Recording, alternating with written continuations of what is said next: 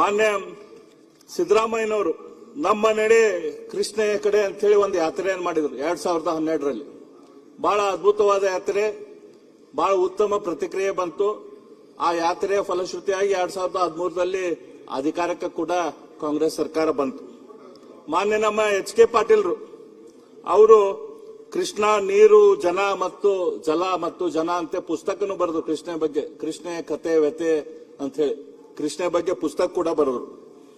ಈ ರೀತಿ ಕೃಷ್ಣ ಬಗ್ಗೆ ಬಹಳ ಹೋರಾಟ ಮಾಡಿ, ಕೃಷ್ಣ ಹೋರಾಟದಲ್ಲಿ 2012ರಲ್ಲಿ ಹೋರಾಟ ಮಾಡಿದಾಗ ಸಿದ್ದರಾಮಯ್ಯನವರು ಕಾಂಗ್ರೆಸ್ನವರು ಹೇಳಿದ್ರು, ನಾವು ಪ್ರತಿ ವರ್ಷ 10,000 ಕೋಟಿ ರೂಪಾಯಿ ಈ ಕೃಷ್ಣಗೆ, ಕೃಷ್ಣಾ ನೀರಾವರಿ, ಕೃಷ್ಣ ಕಣ್ಣೀರ್ ಅಂತ ಹೇಳಿ ಎಚ್.ಕೆ. ಪಾಟೀಲ್ ಪುಸ್ತಕ ಬರೆದಿದ್ರು. ಅದ ಕೃಷ್ಣಗೆ ನಾವು 10,000 ಕೋಟಿ ರೂಪಾಯಿ ನೀರಾವರಿಗೆ ಇಡ್ತೇವೆ ವರ್ಷ ಅಂತ ಹೇಳಿ ಪ್ರಾಮಿಸ್ ಮಾಡಿದ್ರು. ನಾನು ನೋಡ್ತಾ ಇದ್ದೆ, ಮಾನ್ಯ ಸಿದ್ದರಾಮಯ್ಯನವರು 2012ರಲ್ಲಿ ಪ್ರಾಮಿಸ್ ಮಾಡಿದ್ರು. ಅವರು ಯಾವ ರೀತಿಯ ದುಡ್ಡನ್ನು ಕೊಟ್ಟು 10,000 ಕೊಡ್ತೇವೆ ಅಂತೇಳಿ 2012ರಲ್ಲಿ ಹೇಳಿದ್ರು. ಎಷ್ಟು ದುಡ್ಡು ಕೊಟ್ಟರು ಸಿದ್ದರಾಮಯ್ಯನವರು ಕೃಷ್ಣ ಸಂಬಂಧ? ಮಾನ್ಯ ಅಧ್ಯಕ್ಷರೇ, 2013ರಲ್ಲಿ ಮಾನ್ಯ ಸಿದ್ದರಾಮಯ್ಯನವರು ಮುಖ್ಯಮಂತ್ರಿಗಳಾದರು. ಆ ವರ್ಷ ಅವ್ರು ಇಟ್ಟಂತ ದುಡ್ಡು ಬಜೆಟ್ದಲ್ಲಿ 2,000 ಕೋಟಿ ಬಜೆಟ್ದಲ್ಲಿ ಇಟ್ಟಿದ್ದು, ಖರ್ಚು ಮಾಡಿದ್ದು ಇದಕ್ಕಿಂತ ಕಡಿಮೆ ಖರ್ಚು ಮಾಡ್ಯಾರ. 14-15ರಲ್ಲಿ 2,500 ಕೋಟಿ, 15-16ರಲ್ಲಿ 3,000 ಕೋಟಿ, 16-17ರಲ್ಲಿ 3,500 ಕೋಟಿ, 17-18ರಲ್ಲಿ ಅವ್ರು ತಮ್ಮ ಅಧಿಕಾರ ತ್ಯಾಗ 5 ವರ್ಷದ ಏನ್ ಮಾಡಿದ್ರು ಅವಾಗ 3,000 ಕೋಟಿ. ಅಂದ್ರೆ 10,000 ಕೋಟಿ 2012ರಲ್ಲಿ ಕೊಡ್ತೇವೆ ಅಂದವರು 5 ವರ್ಷದಲ್ಲಿ ಬಜೆಟ್ದಲ್ಲಿ ಇಟ್ಟಿದ್ದು ಕೇವಲ 14,000 ಕೋಟಿ, ಖರ್ಚು ಮಾಡಿದ್ದು ಸುಮಾರು 12,000 ಕೋಟಿ ಮಾತ್ರ. ಇದು ಸಿದ್ದರಾಮಯ್ಯನವರ ಮೊದಲನೇ ಟೆನ್ಯೂರ್ ಪರ್ಫಾರ್ಮೆನ್ಸ್. ನಾನು ಎರಡನೇ ಟೆನ್ಯೂರ್ದಲ್ಲಿ ಇವ್ರು ಸಿದ್ದರಾಮಯ್ಯನವರು ಏನ್ ಮಾಡಿದಾರ ಅಂತ ಹೇಳಿ ನಾನು ಪ್ರಶ್ನೆ ಕೇಳಿದೆ. 9-12 ಇದು ಎರಡನೇ ಟೆನ್ಯೂರ್ದಲ್ಲಿ ಸಿದ್ದರಾಮಯ್ಯನವರು ಏನ್ ಮಾಡಿದಾರ ಅದನ್ನ ಒಂದು ಪ್ರಶ್ನೆಯನ್ನು ಹಾಕಿದ್ದೆ ಡಿಸೆಂಬರ್ದಲ್ಲಿ. ಕಳೆದ 3 ವರ್ಷದಲ್ಲಿ ನೀವು ಕರ್ನಾಟಕದಲ್ಲಿ ನೀರಾವರಿಗೆ ಎಷ್ಟು ದುಡ್ಡು ಕೊಟ್ಟಿರಿ, ಕೃಷ್ಣ ಸಂಬಂಧ ಎಷ್ಟು ದುಡ್ಡು ಕೊಟ್ಟಿರಿ ಹೇಳ್ರಿ ಅಂತ ಹೇಳಿ. ಇಡೀ ಕರ್ನಾಟಕಕ್ಕೆ ಮಾನ್ಯ ಮುಖ್ಯಮಂತ್ರಿಗಳೇ, ಮಾನ್ಯ ಅಧ್ಯಕ್ಷರೇ, ಇಡೀ ಕರ್ನಾಟಕದ ಸಂಖ್ಯೆ ಅವಾಗ ಏನ್ ಹೇಳಿದ್ರು 2012ರಲ್ಲಿ ಇಲ್ಲ ನಾವು ಕೇವಲ ಕೃಷ್ಣಗೆ ಮಾತ್ರ 10,000 ಕೊಡ್ತೇವೆ ಅಂತ ಹೇಳಿದ್ರು. ಇವಾಗ ಇಡೀ ಕರ್ನಾಟಕದಲ್ಲಿ 3 ಬಜೆಟ್ಗಳಲ್ಲಿ, ಒಂದು ಬಜೆಟ್ದಲ್ಲಿ 23-24ಕ್ಕೆ 9,173 ಕೋಟಿ ಕೊಟ್ಟರು, 24-25ರಲ್ಲಿ 9,743 ಕೋಟಿ ಕೊಟ್ಟರು, 25-26ರಲ್ಲಿ 7,146 ಕೋಟಿ ಇಡೀ ರಾಜ್ಯಕ್ಕೆ. ಕೃಷ್ಣಗೆ ಕೊಟ್ಟಿದ್ದು KBJNL ಏನಿದೆ, ಕೃಷ್ಣ ಭಾಗ್ಯ ಜಲ ನಿಗಮ ಅಂತ ಏನಿದೆ, ಅದರಲ್ಲಿ 2023ರಲ್ಲಿ 1,831 ಕೋಟಿ ಕೊಟ್ಟರು, 24-25ರಲ್ಲಿ 1,695 ಕೋಟಿ ಕೊಟ್ಟರು, 25-26ರಲ್ಲಿ 1,310 ಕೋಟಿ ಕೊಟ್ಟಿದ್ದಾರೆ. ಇದು 2012ರಲ್ಲಿ 10,000 ಕೋಟಿ. ಅವಾಗ ಬಜೆಟ್ ಸೈಜ್ ಏನಿತ್ತು 1,60,000 ಕೋಟಿ ಇತ್ತು. ಇವತ್ತು 4,48,000 ಕೋಟಿ, 4 ಪಟ್ಟು ಏರಿದೆ ಅವಾಗಿನಕ್ಕಿಂತ. ಅವಾಗಿನ 10,000 ಇವತ್ತು 40,000 ಆಗಬೇಕಾಗಿತ್ತು. ಆದ್ರೆ ಇವು ಕೊಟ್ಟಿರೋದೆಷ್ಟು 1,631 ಕೋಟಿ ರೂಪಾಯಿ. ಇದು ಇವರು ಕೃಷ್ಣ ಕಣ್ಣೀರನ್ನು ಒರೆಸುವಂತ ಪದ್ಧತಿ ಸಿದ್ದರಾಮಯ್ಯನವರದ್ದು ಪದ್ಧತಿ. ಇದು ಕೃಷ್ಣಗೆ ನ್ಯಾಯ ಕೊಡುವಂತ ಪದ್ಧತಿ.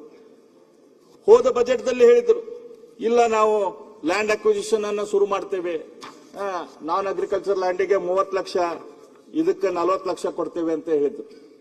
ಇದು ಈ ಬಜೆಟ್ದಲ್ಲಿ ಒಂದೇ ರೂಪಾಯಿ ಹೋದ ವರ್ಷದಲ್ಲಿ ಕೊಡ್ಲಿಲ್ಲ. ಯಾವುದೋ ಲ್ಯಾಂಡ್ ಅಕ್ವಿಸಿಷನ್ ಕೆಲಸ ಶುರು ಮಾಡಲಿಲ್ಲ.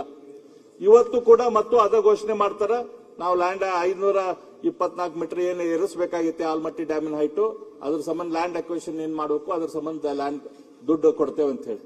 ಅಂದ್ರೆ ಸುಮ್ಮ ಬರೀ ಪ್ರಾಮಿಸು, ಡೆಲಿವರಿ ಮಾತ್ರ ಏನಿಲ್ಲ. ಮಾನ್ಯ ಅಧ್ಯಕ್ಷರನ್ನ ನಾನು ವಿಚಾರ ಮಾಡ್ತಾ ಇದ್ದೆ, ಹೌದಪ್ಪ, ಇಷ್ಟು ದೊಡ್ಡ ಪ್ರಮಾಣದ ದುಡ್ಡನ್ನು ನಾವು ನೀರಾವರಿಗೆ ಕೇಳ್ತಾ ಇದ್ದೇವೆ. ಇವತ್ತು ಕೃಷ್ಣ ಪ್ರಾಜೆಕ್ಟ್ ಮುಗಿಬೇಕಂತಂದ್ರೆ ಸುಮಾರು ಒಂದು 75,000 ಕೋಟಿ ರೂಪಾಯಿ ಬೇಕು. ಇದರಿಂದ ರೈತರಿಗೆ ಏನ್ ಅನುಕೂಲ ಆಗ್ತೈತಿ ಅಥವಾ ನಮ್ಮ ರಾಜ್ಯಕ್ಕೆ ಏನ್ ಅನುಕೂಲ ಆಗ್ತೈತಿ? ಒಂದು ಸಣ್ಣ ಅಂಕಿ ನಿಮ್ಮ ಮುಂದೆ ಇಡ್ತೇನೆ ಮಾನ್ಯ ಅಧ್ಯಕ್ಷರೇ. ಇವತ್ತು ನೀರಾವರಿ ಇರ್ಲಿಲ್ಲ ಅಂತಂದ್ರೆ ಮಳೆ ಆಧಾರಿತ ಒಣ ಬೇಸಾಯ ಇರ್ತೈತಿ. ತಾವು ಕೂಡ ಅದ ಭಾಗದಿಂದ ಬಂದವರು. ಆ ರೈತಿಗೆ ಏನ್ ಉಳಿತೈತಿ? ತಿಂಗಳ ವರ್ಷಕ್ಕೊಂದು 20,000 ರೂಪಾಯಿ ಆ ಹೊಲದಿಂದ ಉಳಿದ್ರೆ ಬಾಳ. ಮಳೆ ಆಧಾರಿತ ಬೇಸಾಯ ಇದ್ದಾಗ. ಅದ ನೀರಾವರಿ ಇತ್ತಂದ್ರೆ ಸುಮಾರು ಒಂದು 80,000ದಿಂದ 1,00,000 ರೂಪಾಯಿ ಅವರಿಗೆ ಉತ್ಪನ್ನ ಇರ್ತದೆ. ಇಲ್ಲೇ ನಾವೇನಾದ್ರೂ ನೀರಾವರಿಗೆ ದುಡ್ಡು ಖರ್ಚು ಮಾಡಿದೀವಿ ಅಂತಂದ್ರೆ ಅಲ್ಲೇ ಸುಮಾರು ಒಂದು 5 ಲಕ್ಷ ಎಡಿಷನಲ್ ಎಕರೇಜ್ ನೀರಾವರಿ ಆಗ್ತೈತಿ. ಇವತ್ತು ನಾವು ಕೃಷ್ಣ ಪ್ರಾಜೆಕ್ಟ್ ನಾವು ಕಂಪ್ಲೀಟ್ ಮಾಡಿದ್ವಿ ಅಂದ್ರೆ, ಆಲಮಟ್ಟಿ ಪ್ರಾಜೆಕ್ಟ್ ಕಂಪ್ಲೀಟ್ ಮಾಡಿದ್ವಿ ಅಂದ್ರೆ, ಅದನ್ನ ಮಾಡಿದ್ವಿ ಅಂದ್ರೆ ಕನಿಷ್ಠ ಈ 5 ಲಕ್ಷ ಎಕರ್ಸ್ದಿಂದ ಕನಿಷ್ಠ ಒಂದು 5,000 ಕೋಟಿ ರೂಪಾಯಿ ವರ್ಷ ನಮ್ಮ ರೈತರಿಗೆ ಅಡಿಷನಲ್ ಉತ್ಪನ್ನ ಆಗುತ್ತೆ ಮಾನ್ಯ ಅಧ್ಯಕ್ಷ. ಅದು ನಮ್ಮ ರಾಜ್ಯದ ಉತ್ಪನ್ನ. ಸೊ ಹಾಗಾಗಿ ಇದೇನು ನಾವು ದುಡ್ಡು ಖರ್ಚು ಮಾಡ್ತೇವೆ ಅದು ನಮಗೆ ಮತ್ತೆ ವಾಪಸ್ ಬರ್ತೈತಿ ರಾಜ್ಯದ ಜನರಿಗೆ ಮತ್ತು ರಾಜ್ಯಕ್ಕೆ. ಹಾಗಾಗಿ ನಾನು ಸರ್ಕಾರಕ್ಕೆ ಒತ್ತಾಯ ಮಾಡ್ತೇನೆ, ಇವತ್ತು ನೀವೇನು ಪ್ರಾಮಿಸ್ ಮಾಡಿರಿ, ಏನ್ ಪ್ರಾಮಿಸ್ ಮಾಡಿರಿ ಅದ್ರ ಪ್ರಕಾರ ಕೃಷ್ಣಗೆ ಕನಿಷ್ಠ 40,000 ಕೋಟಿ ರೂಪಾಯಿ ತೆಗೆದಿಡುವಂತ ಕೆಲಸ ಮಾಡ್ರಿ.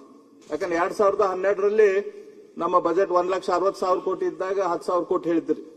ಇವತ್ತಿನ ಬಜೆಟಿನ ನಮ್ಮ ಸೈಜ್ ಪ್ರಕಾರ ನಾವು ರೇಷಿಯೋನ ಕ್ಯಾಲ್ಕುಲೇಟ್ ಮಾಡಿದ್ರೆ 1,02,742 ಕೋಟಿ ಇಡಬೇಕು ನೀವು. ಆಕ್ಚುಲಿ ನಾವು ಎಲ್ಲ ಇನ್ಫ್ಲೇಷನ್ ಅದು ಅವಾಗ 1,02,000 ಇತ್ತು, 1,60,000 ಅಲ್ಲ, ಅವಾಗ 1,02,000 ಕೋಟಿ ಇತ್ತು.